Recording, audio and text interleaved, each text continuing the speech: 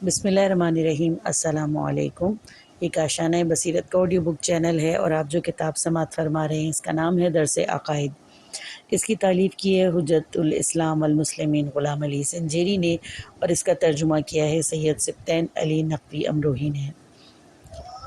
आइए सुनते हैं इमामत का दर्स नंबर 37 37वां दर्स सिफ़ात इमाम, सफ़ा नंबर 274।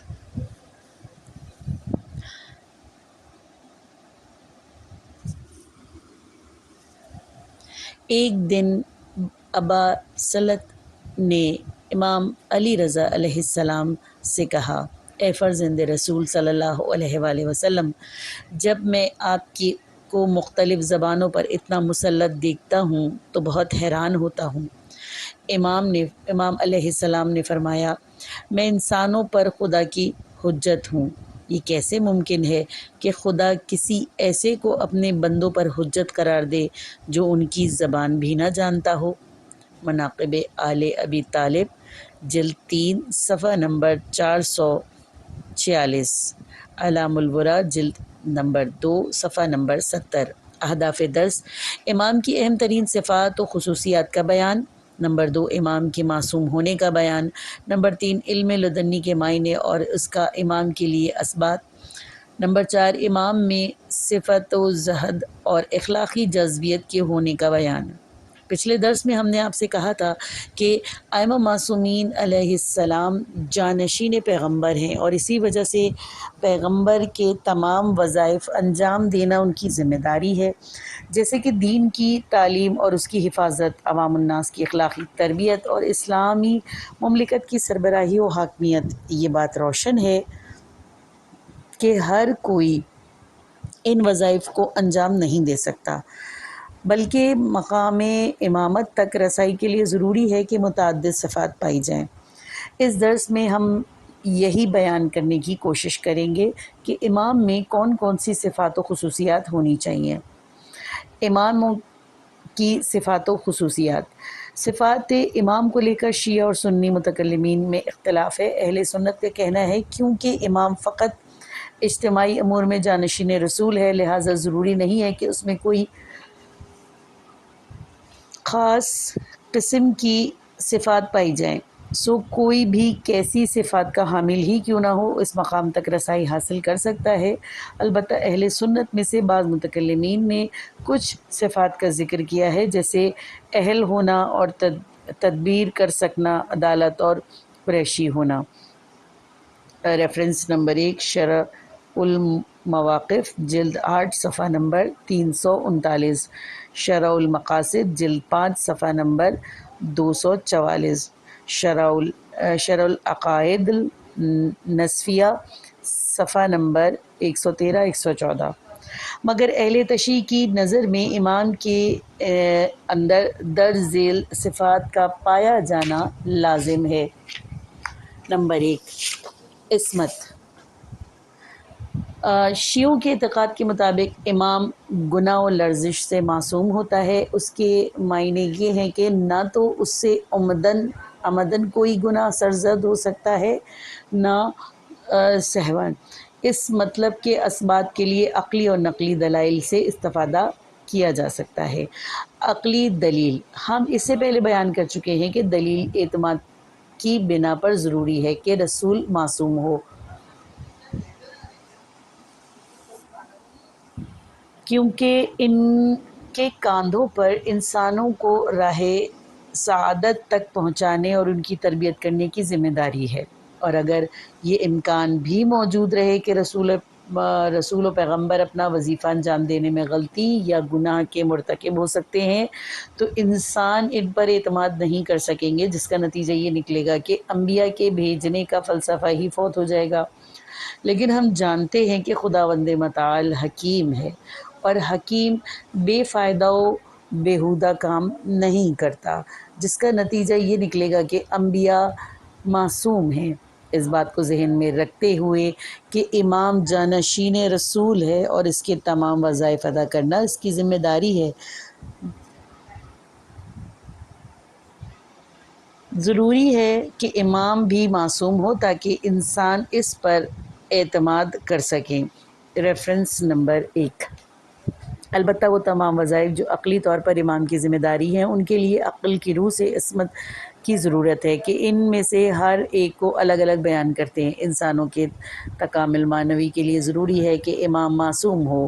پہلا مقدمہ غیر معصوم کامل نہیں۔ دوسرا مقدمہ جو خود کامل نہ ہو انسانوں کو کمال تک نہیں پہنچا سکتا۔ نتیجہ غیر معصوم انسانوں کو کمال تک نہیں پہنچا سکتا۔ غیر معصوم انسانوں کو کمال تک نہیں پہنچا سکتا۔ شریعت کے شرع توضیح۔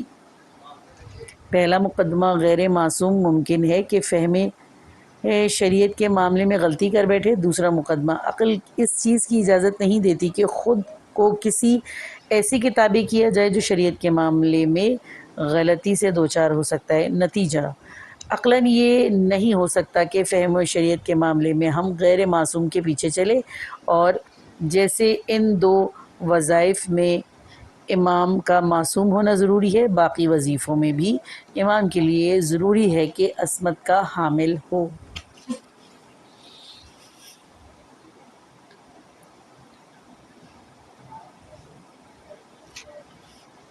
اس بات کو ذہن میں رکھتے ہوئے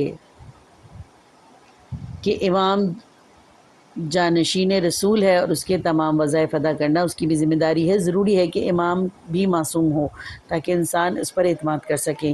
نقلی دلیل۔ بہت سی آیات جیسے کہ آیت اولو الامر امام کے معصوم ہونے پر دلالت کرتی ہے، جس کا ترجمہ ہے اے ایمان والو اطاعت کرو اللہ کی اور اطاعت کرو اس کے رسول کی اور اولو الامر کی جو تم ہی میں سے ہیں۔ سورہ نساء آیت نمبر 59۔ اس آیت کے مطابق رسول اور اولو الامر کی اطاعت متعلقاً واجب ہے، یعنی مسلمانوں کی یہ ذمہ داری ہے کہ رسول اور اولو الامر کے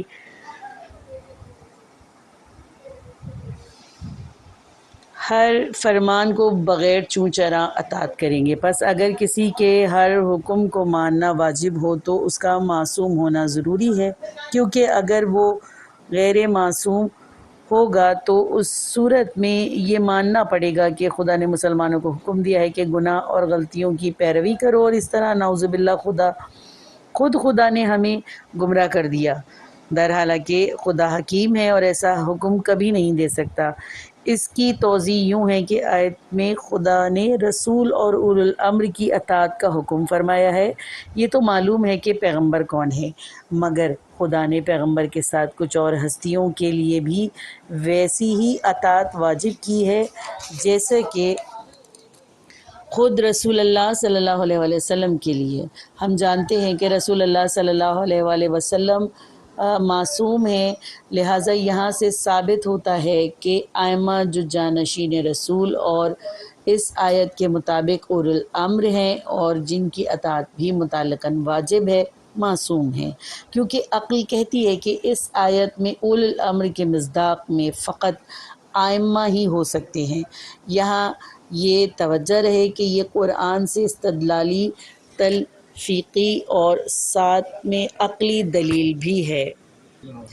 ایسے ہی قرآن کریم میں ایک اور مقام پر آیا ہے، جناب ابراہیم علیہ السلام نے عہد و امامت ملنے کے بعد دعا کی کہ پروردگار اس عہدے کو میری اولاد میں جاری رکھنا۔ خدا نے آپ علیہ السلام کے جواب میں فرمایا کہ میرا یہ عہدہ ظالموں کو نہیں پہنچے گا۔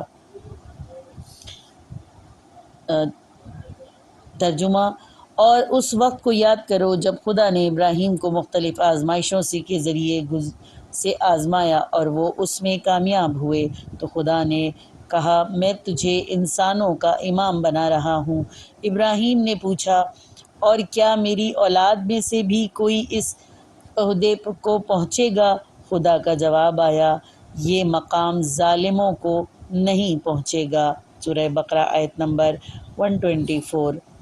اس آیت کے مطابق فقط وہی شخص مقام امامت کو پہنچ سکتا ہے جس نے خود پر اور دوسروں پر ظلم نہ کیا ہو، یعنی معصوم ہو، لہٰذا جس نے اپنی زندگی میں رتی برابر بھی ظلم روا رکھا ہوگا وہ اس مقام تک نہیں پہنچ سکتا۔ اس آیت کے حوالے سے بیشتر توضیح ہم نبوت کے حصے میں عصمت کی بحث میں پیش کر چکے ہیں، رجوع فرمائیے۔ البتہ یہ بات الگ سے تشنہ اس بات ہے کہ اس آیت میں جس مقام امامت کی بات کی گئی ہے وہ اور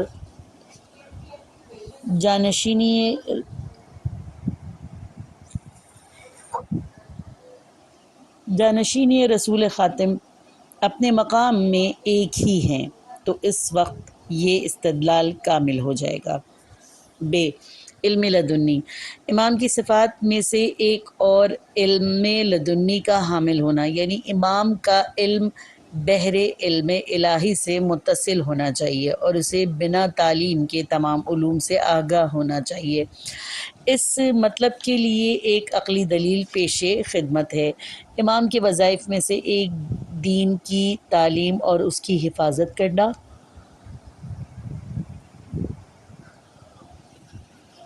اگر امام چاہتا ہے کہ اپنے اس وظیفے کو نبھانے کا حق ادا کرے تو اس کے لیے اس کا معصوم ہونا ضروری ہے، کیونکہ اس سے پہلے ہم یہ بیان کر آئے ہیں کہ ہو سکتا ہے زمانے کے گزرنے کے ساتھ ساتھ کچھ ناپاک افراد احکامات اسلامی کو بدل دیں۔ اگر امام کا علم عام اور عادی انداز میں دنیاوی اساتید سے سیکھا ہوا ہو تو اس صورت میں وہ بھی اس غلطی کا مرتکب ہو جائے گا جس میں زمانہ مبتلا ہے اور مبتلا ہوگا، اور اس صورت میں کوئی ایک شخص بھی ایسا نہ بچے گا جو حقیقت کا تعین کر سکے۔ دوسرے لفظوں میں امام کا کلام اس وقت تعین حقیقت کے لیے معیار قرار پائے گا جب ہم یہ برابر کر لیں کہ وہ جو کچھ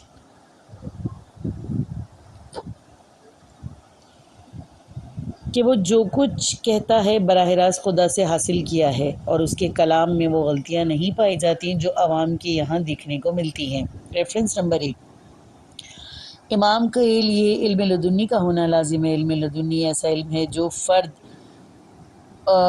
جو فراوان اور خدا داد ہو۔ اگر کوئی یہ چاہتا ہے کہ شریعت کو بیان کرے تو ضروری ہے کہ امامت کے تمام وظائف کا اجرا کرے۔ ضروری ہے کہ امامت کا علم عالم تر شخص ہو اور اس کے علم خدا کے علم کے ساتھ متصل ہو ان مطالب کی دلیل میں ذیل میں بیان کی جاتی ہے۔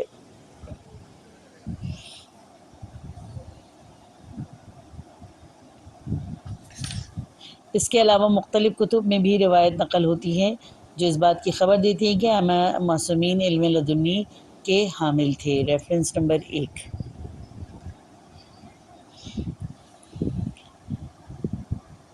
علم خدا کے علم کے ساتھ متصل ہو ان مطالب کی دلیل ذیل میں بیان کی جاتی ہے۔ شریعت کا بیان اور علم فراوان۔ مقدمہ اول، اگر امام کا علم ناقص اور کم ہوگا تو ممکن ہے کہ شریعت کے بیان اور شرح میں غلطی کرے۔ مقدمہ دوم، اس بات کو عقل قبول نہیں کرتی کہ جو شخص غلطی کرتا ہو اس سے شریعت اخذ کی جائے۔ نتیجہ، خدا پر واجب ہے کہ کسی ایسے شخص کو شریعت کے مطالب کی شرح پر مقرر کرے جو کاملاً شریعت سے واقف ہو۔ معنوی تکامل اور علم فراوان۔ مقدمہ اول، انسان کو معنوی تکامل تک وہی پہنچا سکتا ہے جو خود تمام معنوی راہوں سے آگاہ رکھتا ہو۔ مقدمہ دوم، جس کا علم ناقص ہو وہ انسان کو معنوی تکامل سے ہمکنار نہیں کر سکتا۔ نتیجہ، انسانوں کو تکامل معنوی تک پہنچانے کے لیے علم فراوان کی ضرورت ہے۔ واسطہ فیض ہونا اور علم فراوان ہونا۔ مقدمہ عمل، جو شخص کم علم رکھتا ہوگا وہ ایک ناقص فرد ہے۔ مقدمہ دوم، خدا کسی ناقص شخص کو واسطہ فیض قرار نہیں دیتا۔ فرد ناقص واسطہ فیض بن ہی نہیں سکتا۔ نتیجہ، بس واسطہ فیض ضروری ہے کہ فرد کامل ہو۔ امام صادق علیہ السلام کا علم خدا داد اس حد تک تھا کہ آپ فرمایا کرتے تھے، میں قرآن کے شروع سے آخر تک کا علم رکھتا ہوں، اس کتاب کا علم جس کے بارے میں خدا نے فرمایا ہے کہ اس میں ہر چیز کا بیان ہے۔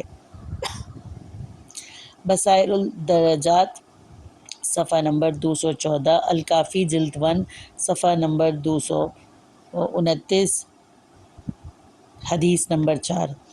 ایسے ہی امیر المومنین علیہ السلام امام علی علیہ السلام فرمایا کرتے تھے کہ سلونی سلونی قبل ان تفقدونی، پوچھ لو مجھ سے اس سے پہلے کہ تم مجھے کھو دو۔ شرح الاخبار جلد 3 صفحہ نمبر 292، تہذیب الکمال جلد 5 صفحہ نمبر 39۔ ایسے ہی ابراہیم بن عباس جو بنو امیہ کے منشیوں میں سے ایک تھا، امام رضا علیہ السلام کے مناظروں کی مجالس میں حاضر تھا، وہ آپ کے بارے میں کہتا ہے کہ جب امام رضا علیہ السلام کوئی مسئلہ بھی بنا جواب دیے نہیں چھوڑا، علم و دانش میں ان سے بڑھ کر میں کسی کو نہیں جانتا، اور وہ تو جو کچھ بھی کہتے ہیں قرآن کی آیات سے کہتے ہیں۔ امام علی رضا علیہ السلام فرماتے ہیں، میں حرم رسول صلی اللہ علیہ وآلہ وسلم میں بیٹھا تھا، اور جب بھی علماء مدینہ کسی مشکل مسئلے میں پھنس جاتے تو میرے پاس آتے تھے، اور میں ان کی مشکل جواب دے کر حل کر دیا کرتا تھا۔ اعلام الورا جلد 2 صفحہ نمبر 64، کشف الغمہ جلد 3 صفحہ نمبر 111۔ ایسے ہی امام رضا علیہ السلام مختلف مذاہب کے ساتھ ساتھ مختلف زبانوں سے بھی واقف تھے، اور فرماتے اور ہر فرقے کے ساتھ اس کے اپنے مبانی اور اس کی اپنی زبان میں کلام فرمایا کرتے تھے۔ الاحتجاج جلد 2 صفحہ نمبر 201، الخراج والجراح جلد اول صفحہ نمبر 350۔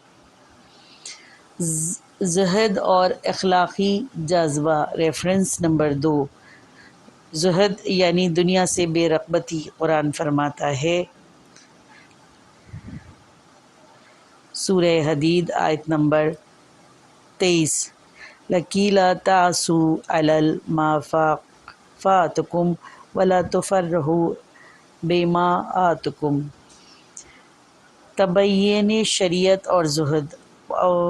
مقدمہ اول، شریعت اشرفیہ گری اور دنیا و دوستی سے مبارزہ کرتی ہے۔ مقدمہ دوم، جو خود زاہد نہ ہو وہ لوگوں کو دنیا سے بے رغبتی کی نصیحت نہیں کر سکتا۔ نتیجہ، پس مبین شریعت کے لیے ضروری ہے کہ وہ زاہد ہو۔ زہد اور واسطہ فیض ہونا۔ مقدمہ اول، جو زاہد نہیں ہوگا وہ کامل نہیں۔ مقدمہ دوم، فقط انسان کامل ہی واسطہ فیض بن سکتا ہے۔ نتیجہ، پس واسطہ فیض کو مرد زاہد ہونا چاہیے۔ زہد اور معنوی تکامل۔ مقدمہ اول، جو زاہد نہیں وہ تکامل تک نہیں پہنچتا۔ مقدمہ دوم، معنوی تکامل زاہد کے سائے میں پروان چڑھتا ہے۔ نتیجہ، پس ضروری ہے کہ جانشین رسول صلی اللہ علیہ وآلہ وسلم جو لوگوں کو تکامل تک پہنچانا چاہتا ہے زاہد ہو۔ امام کا وظیفہ انسانوں کو تعلیم دینا ہے، ان کی تربیت کرنا ہے، اور اسلامی مملکت اور معاشرے پر حکومت کرنا ہے۔ ان وظائف کی انجام دہی کے لیے ضروری ہے کہ لوگ امام سے راہ و رسم رکھیں، لیکن اگر وہ بد اخلاق ہوں یا اپنے مال بنانے کی فکر میں رہیں گے تو لوگ ان سے دور بھاگیں گے۔ ایسے ہی جیسے کہ قرآن میں خدا رسول اللہ صلی اللہ علیہ وآلہ وسلم سے خطاب کرتے ہوئے فرما رہا ہے۔ ترجمہ، رحمت الہی سے تو لوگوں کے ساتھ خوش اخلاقی اور مہربان ہے، اور اگر تم تند و خو یا نا مہربان ہوتے تو لوگ تمہیں چھوڑ کھڑے ہوتے۔ سورہ آل عمران آیت نمبر 159۔ لہٰذا ضروری ہے کہ امام اپنے وظیفہ انجام دینے کے لیے اخلاقی جذبے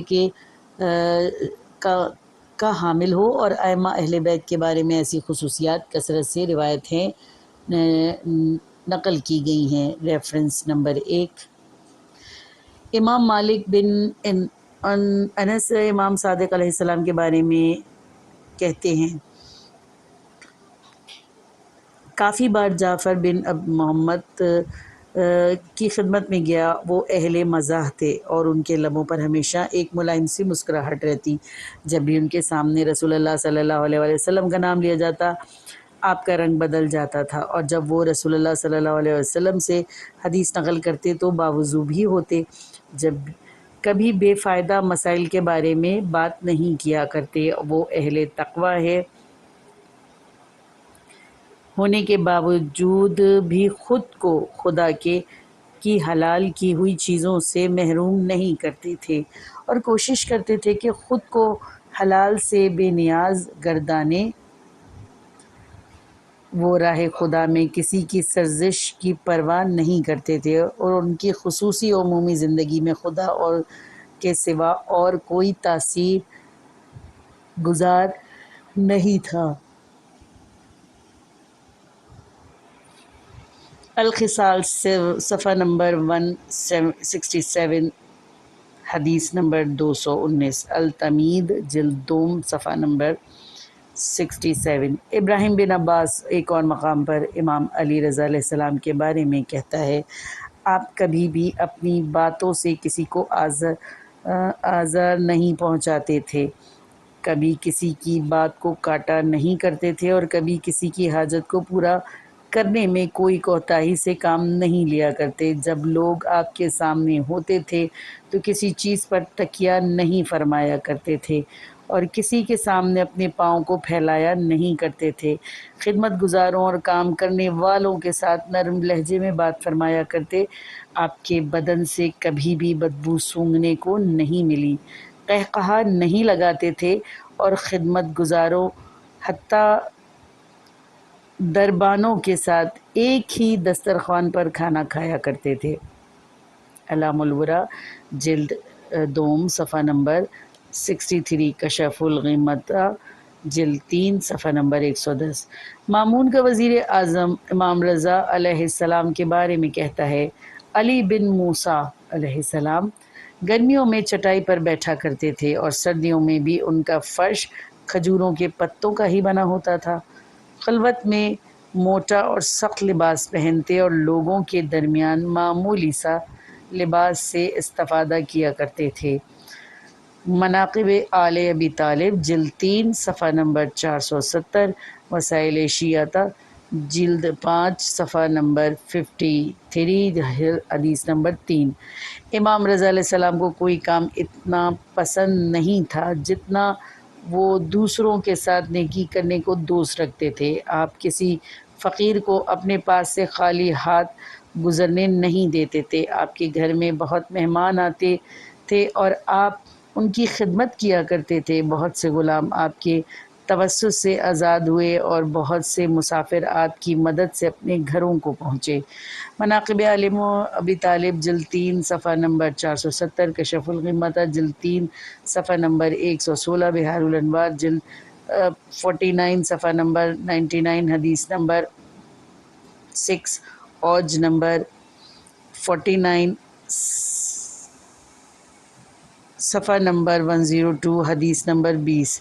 وسائل شیعہ جلد نمبر 24 صفحہ نمبر 316، حدیث نمبر 3۔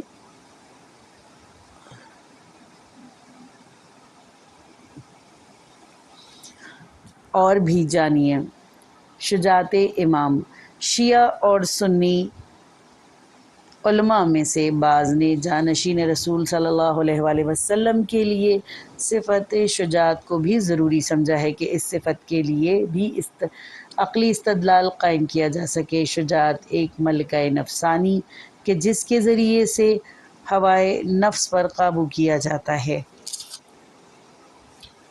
شجاع ترین شخص وہ ہے جو اپنی ہوائے نفس پر قابو رکھے۔ ریفرنس نمبر 1، مستدرک الوسائل جلد 12 صفحہ نمبر 111، معنی الاخبار سیل صفحہ نمبر 195۔ شجاعت بھی ان صفات میں سے ہے جسے عقل امام کے لیے ضروری سمجھی جاتی ہے۔ دوسرے لفظوں میں تبیین شریعت اور اپنے دوسرے وظائف کی ادائیگی کے لیے ضروری ہے کہ امام شجاعت کا حامل ہو۔ شجاعت اور تبیین شریعت۔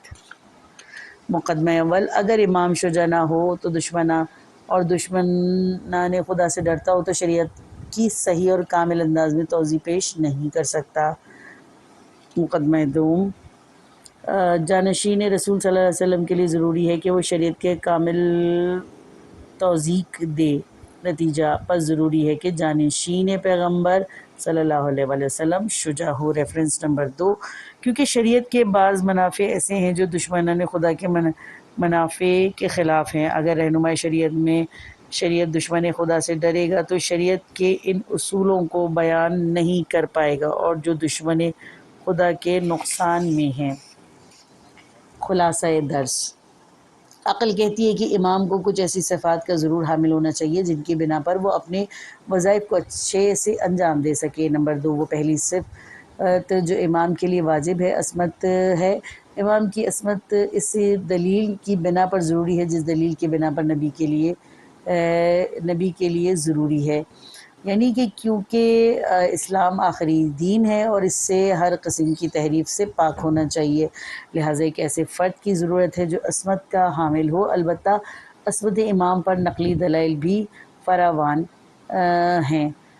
نمبر 3، علم لدنی، کیونکہ شریعت کی حفاظت، اس کی شرح، انسانوں کے تکامل اور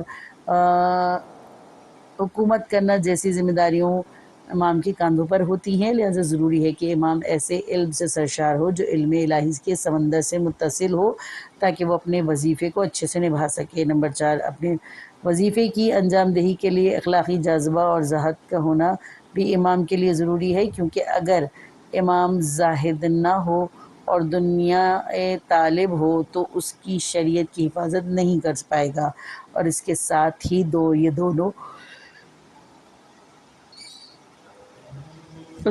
یہ دونوں صفات انسانوں کے تکامل معنوی کے لیے بھی ضروری ہیں۔ سوالات، عقلی و نقلی دلائل سے ثابت کریں کہ امام معصوم ہوتا ہے۔ نمبر 2، علم لدنی کیا معنی ہیں اور امام کے لیے کیوں ضروری ہے؟ نمبر 3، اگر امام زاہد اور اخلاقی جاذبی کا حامل نہ ہو تو کیا مشکل پیش آ سکتی ہے؟ درس نمبر 37 ختم ہوا۔ درس نمبر 38 اگلے پارٹ میں سنیے۔